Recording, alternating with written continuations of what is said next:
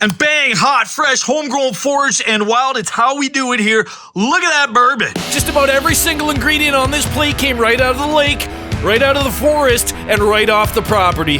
No dirty chemical Sprite required, no additives, no preservatives, no growth hormones, no bullshit.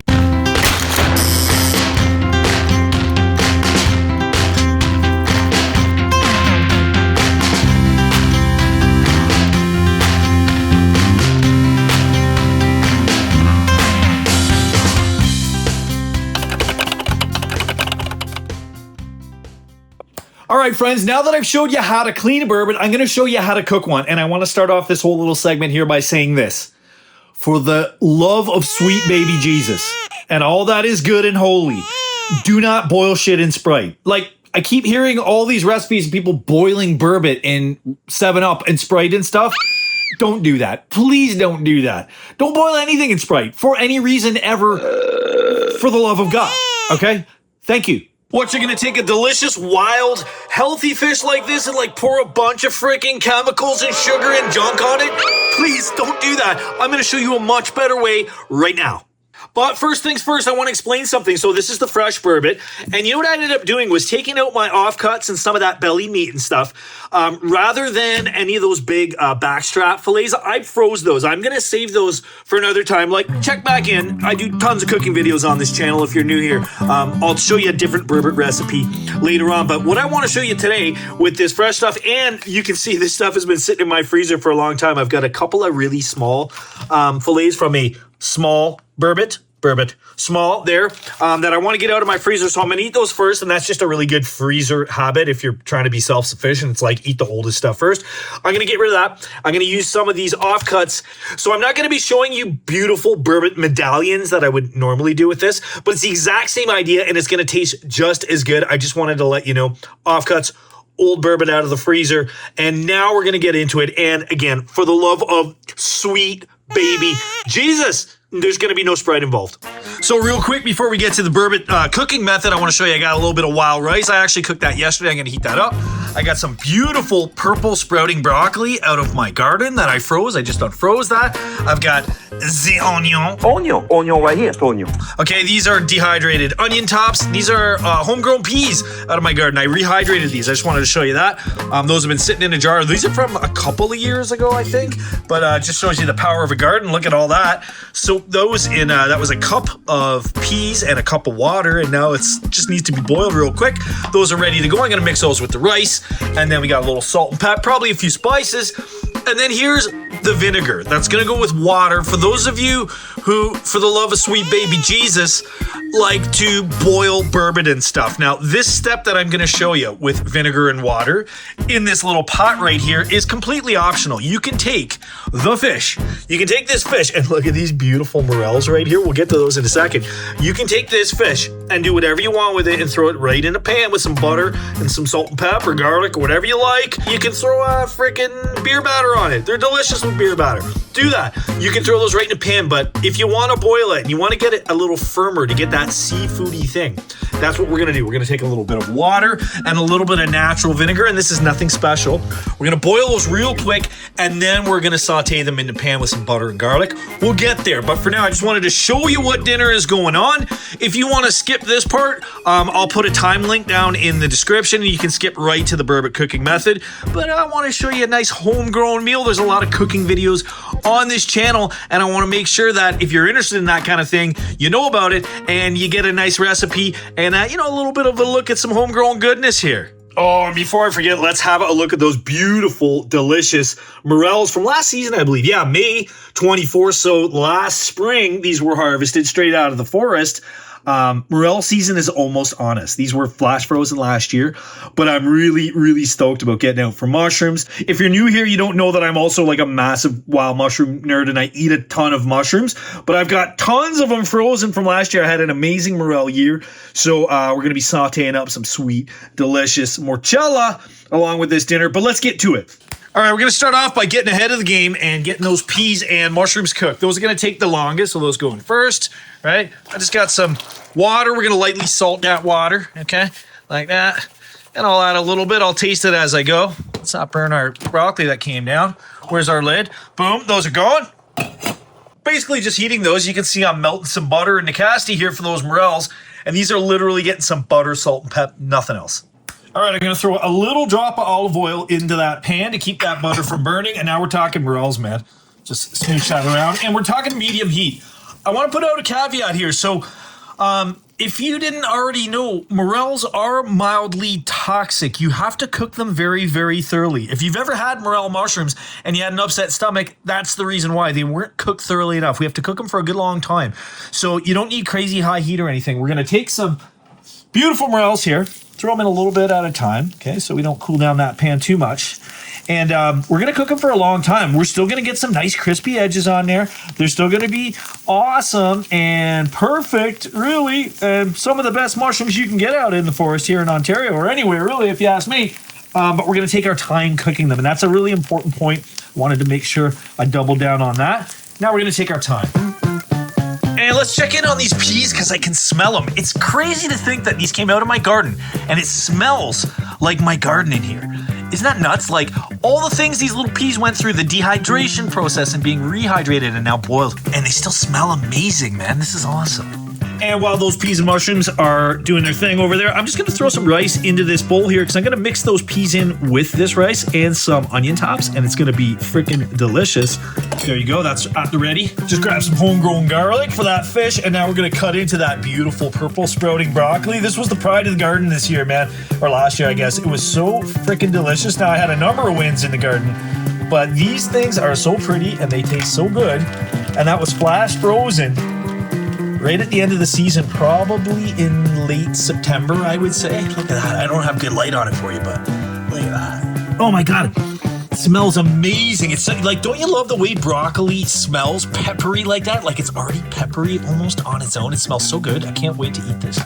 Back over at the shrooms, those need a preliminary flip. Oh, I might have that heat a little high. I want crispy edges, but those are getting a little bit crispy than I want them to be at this stage. I want them crispy, but not right this second.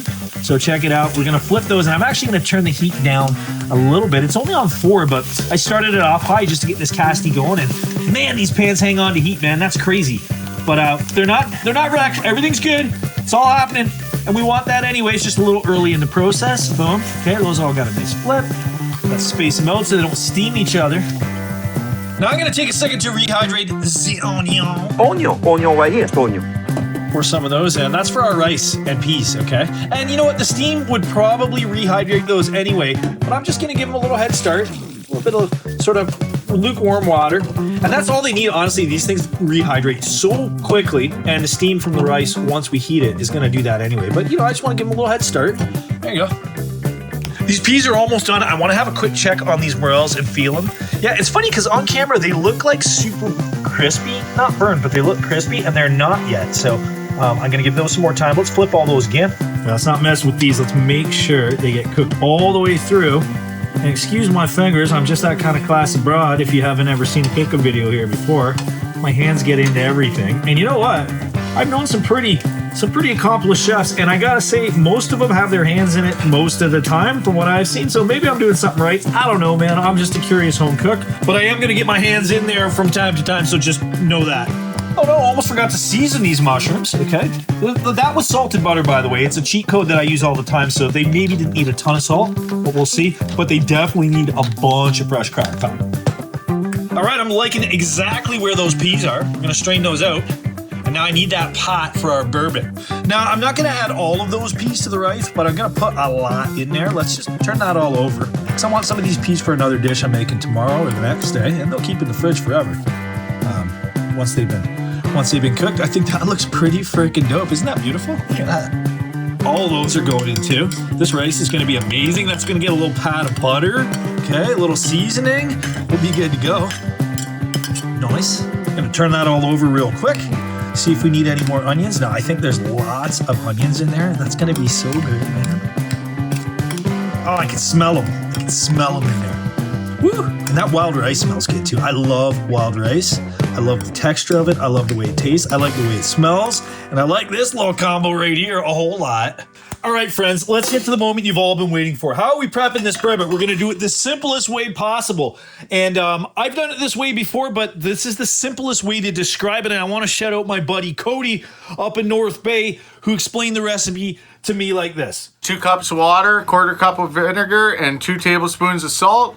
Boil that. Let the fish go in. Once it comes back to a boil, 2 minutes. Strain it. Put it in the garlic butter. Another 2 minutes, and you're eating it. 2 cups of water. All right. Now, I've freeballed this a whole bunch of different ways, but this is, I know everyone likes to do recipes. I'm not a huge recipe guy. I mostly just go commando.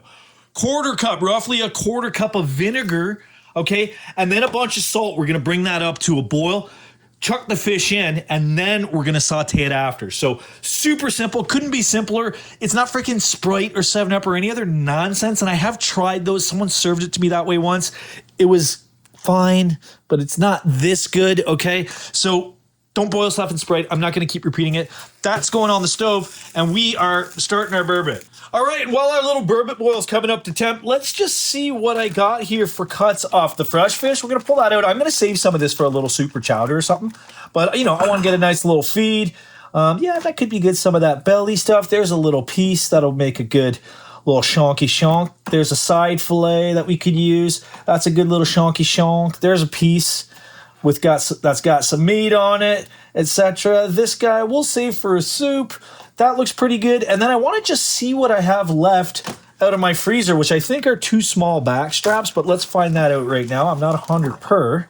And look at the color difference, man. It actually looks not that appetizing, but trust me, this will be just fine. It's not actually freezer burned if you look at it closely. It's just been in my freezer for a long time. But we'll cut those into nice little serviceable chunks as well. All right, so let's do this to this. That's a little chunk right there. We're looking for like sort of like bite-size-ish pieces. I don't know, like an inch cube-ish. Okay, we're just gonna go through some of that stuff. That looks pretty good. Nothing wrong with that. That's fine right there. Okay, this guy, sure, buddy. I like you. And then I've got some nice back strap here from this guy. And there's gonna be a color difference, but that's okay. And it looks like our water off to the side there is just coming up to temp. All right, let's get that seafood texture that everybody loves with the Burbot, okay? And that really is the reason I think people boil these, is just to stiffen it up a little bit. We're gonna add some salt to that, and these are gonna get resalted, so we're not gonna put a ton right now. Now, that's boiled. We're gonna let this go 2 minutes, okay? Once it comes back up to a boil, 2 minutes is all you need. This is a very, very fast process. Don't boil these for long or you're gonna wreck the fish. Oh shit, she boiled over, but that's okay. Woo. I can smell that vinegar. Here, let me wipe that up. But look, now it's boiling. I'm gonna set a timer for 2 minutes. 1, 2, timer's on. I'm gonna clean that up in real time. That was a big boo-boo there, but no worries. The important thing is that we don't overcook it. So let's clean that up as we go, so we don't mess up our burner here. And you can see that's boiling again. Our timer's on at 2 minutes. 2 minutes, that's it. All right, let's pull these morel out. They're looking perfect, like really, really nice. They got a couple of crispy edges. We've got 41 seconds. And then in a different pan, I'm going to throw that Burbot back in with some butter and some garlic. And that's it. Super, super simple. Look at those beauties. Woo! And there's the moment of truth. 2 minutes. Okay, they're coming off the heat.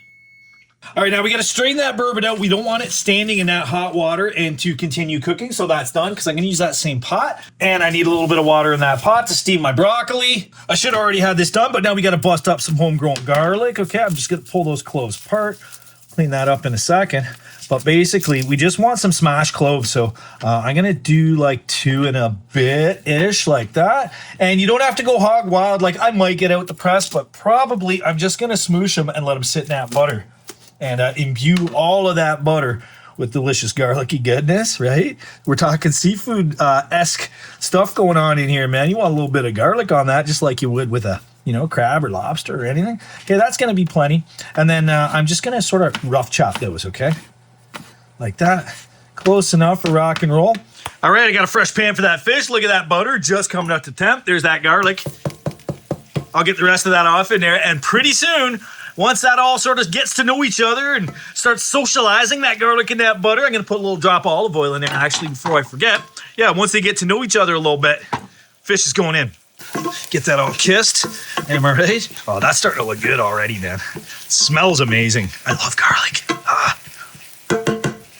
There's our strained fish into that. And it's only 2 minutes, guys. It's literally 2 minutes, and that's gonna be done. So I'm gonna get all the rest of the meal prep while that's going.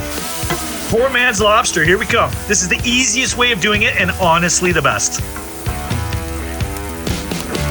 Come on, look at that. Woo! I want it. Get in my belly. And this water's ready to go. Exact same strainer, I just washed that. That's just gonna sort of sit on top. Our purple sprouting broccoli's going in there with a lid, okay? That's gonna take literally 1 minute, and that's exactly how much time these guys got left and we're eating. All right, that's another minute.